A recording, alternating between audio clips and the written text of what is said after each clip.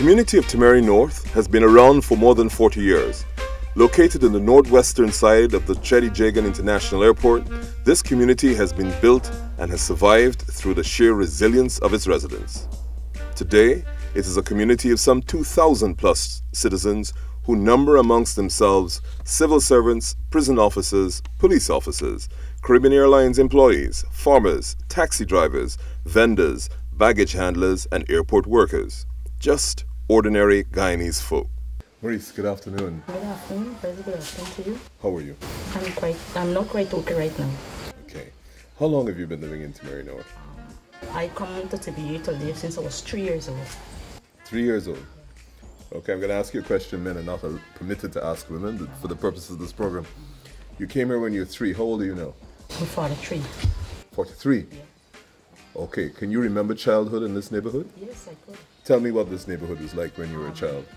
The first time I come up here, my mother used to live across there. Was a guest house. My father used to watch man there. And I was a little girl, used to run a bit out, running naked skin about the yard and thing. I used to go for the guest house and so on and thing.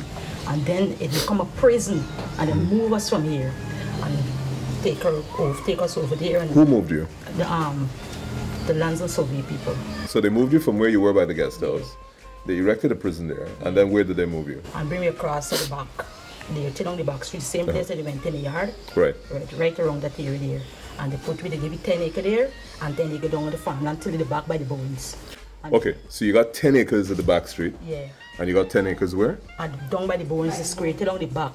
At the back? Yeah. What did you get those 10 acres for? Well, my mother used to plant farm, mine chicken, mine ducks, mine fowl, and a lot of things. So when the people come in, they see the things that my mother used to do, and they say they can't move us like that. And then they give me the farmland there that would keep me farming going ahead. Because we used to plant nuts and sweet potato, pine and them things. A lot of things my mother used to plant, and she used to sell them at Peniton Market.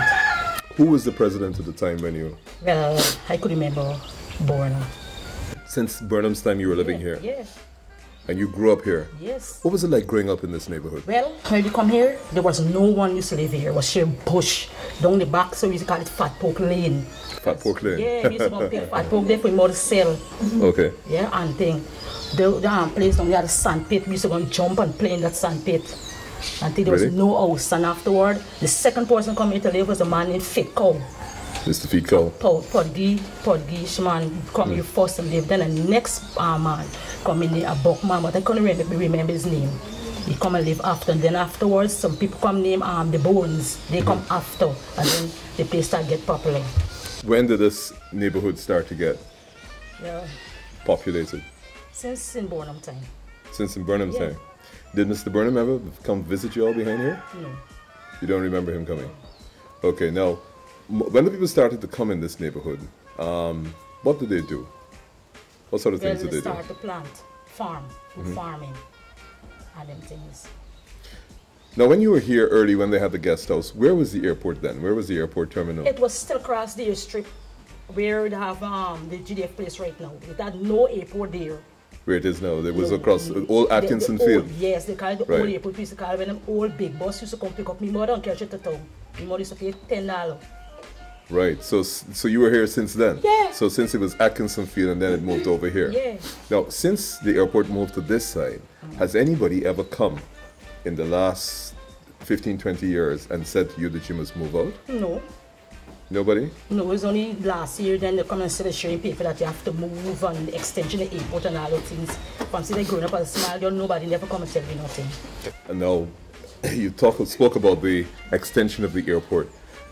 Did anybody from the government, from the airport, from the Ministry of Works ever come and discuss the airport expansion with you? One time I know a man named Mr. Kennedy come and said they come from Major place and gave me house lot of free houses and TN 70 and TN, you know, they started giving you lots around the place. So they started to... So they said they would regularize the place. So they actually came to start regularizing the place? Yeah, they kind of come a lot to the place and give you lots. My house, I have two houses, one in front, one back. My house in front is TN 70 and the one in the back is TN 71. So they actually came and started to, and they gave you lot numbers? Yes. Tell me something, do you have electricity in this neighborhood? Do you have electricity yourself? Yeah. Do you have water? Yeah. Provided by whom? By Well, we used to get it from ministry. The ministry give us light. And the people who look after water come and run water and give us meters and stuff. Okay. Do you have any children? Yes. And they all grew up and were born in this area? Yeah. How many children do you have? 4. Now, you received a notice from the Chetty Jagan airport? Yes, I have it. It said final notice. Did you receive any earlier notices? No. That was the only notice you got from the airport? Yeah. So even though it says final, you never got an earlier notice? No. Now, if there was anything that you wanted to say to the minister and to the Chetty Jagan International Airport Authority about removing you from your lands, what would you want to say? Well, I will say that my father actually created Timehri. And I would never like to move from Timehri, because if I move from Timehri, I don't know what will become of me and my children. Because you're accustomed to Timehri, you're accustomed to here. My eldest daughter will be 26. She born and grew here? And she have 2 children. And she was born here? Born here. And she's living here too? Yes, she's living here. With her children? Yeah. So your grandchildren are here? Yeah. So it was your father's generation, And then, your generation, your daughter's generation. Yeah. And you got great-grandchildren as well? Not me, my father and mother. Oh, it's your father's great-grandchildren who are living here? Yeah. And he was the first person? Yes. And nobody in the government, nobody has actually spoken to you, is that correct? No. They At never all? come and tell me nothing. Only now they start telling me about moving and moving and moving. And I don't know where he's going to go, because my mother died and my father died. I don't have no husband. I have my children and it's me alone. And the house that I'm living in there right now, many days I didn't have nothing to put in me belly for building me house where I'm living in. Many days. I go to work, hungry, my little daughter stand on the land crying just to get a little tea to drink. And I have to go to provide for them. And now they're going to move me where I'm going to go. Has anybody ever spoken to you about compensation or anything at all? No. And they tell you for moving 30 days. When you moving 30 days, where we going to go? They want you to go on the airport and live. If you go on the airport and live, they're going to lock you up. Because you can't go just and look for somebody, go on somebody's land and build a house and play strong and strong. Because it didn't kill you or something. Where we going to go? The history of this community started when the first son, Alfred, popularly known as Banwari, was a watchman for the Public Works Division under the Forbes Burnham administration. Alfred Sam was also a watchman of the guest house, which was located where the present Timehri prisons currently are. At the time when the original inhabitants started to occupy the land, it was a rubbish dump for the airport, and garbage and waste was placed here. What was it like to set up a homestead in Timehri North? I am very privileged